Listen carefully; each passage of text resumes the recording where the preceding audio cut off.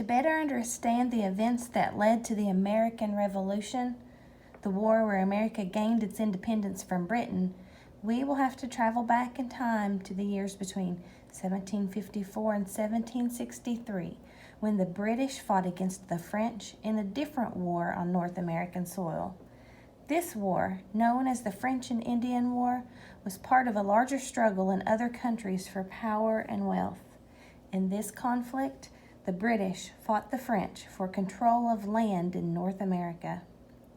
As European countries, including Britain, France, and Spain, settled throughout North America, they started claiming land as their own. The British colonies grew to over 1 million people.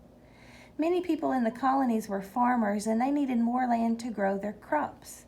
The colonists desired to move west into the Ohio River Valley, where the soil was very fertile and good for farming.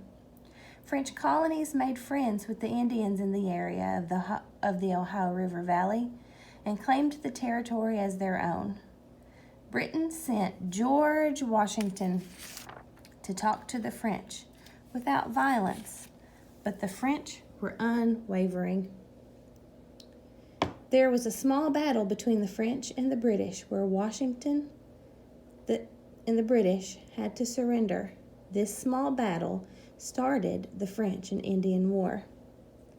In the video linked below this video, you will learn some interesting things about the French and Indian War, as well as see some neat graphics and maps.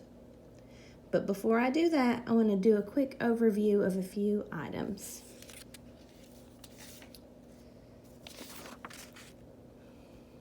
Here's a picture of the French and Indian War.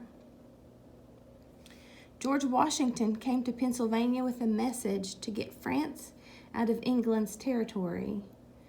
But France refused and fought Britain for the land west of the Appalachian Mountains. Indians were allies with France and helped them fight. France had the upper hand at first, but Britain rallied and won the war. French colonization in the New World ended. The French and Indian War is also known as the 7-Year War.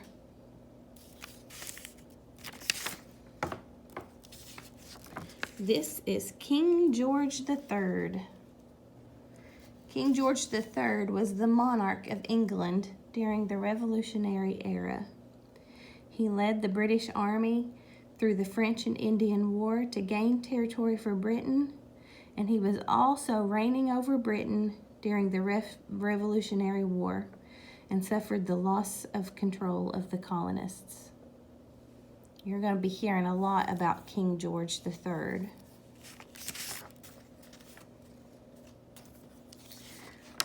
This is Benjamin Franklin. You're going to be hearing more about him as well. You've probably heard this name before. Franklin was a well-known man during the Revolutionary times. He was a statesman, an author, a publisher, a scientist, an inventor, and a diplomat. He helped launch a library, hospital, and college. Franklin is also known for many inventions, including the Franklin stove and experimenting with electricity. During the American Revolution, he served in the Second Continental Congress and helped draft the Declaration of Independence. He also signed the Treaty of Paris. Now I want to show you something. This is called a primary source.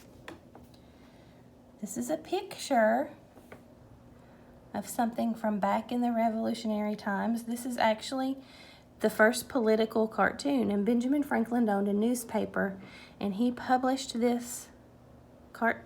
It was in 1754, called Join or Die.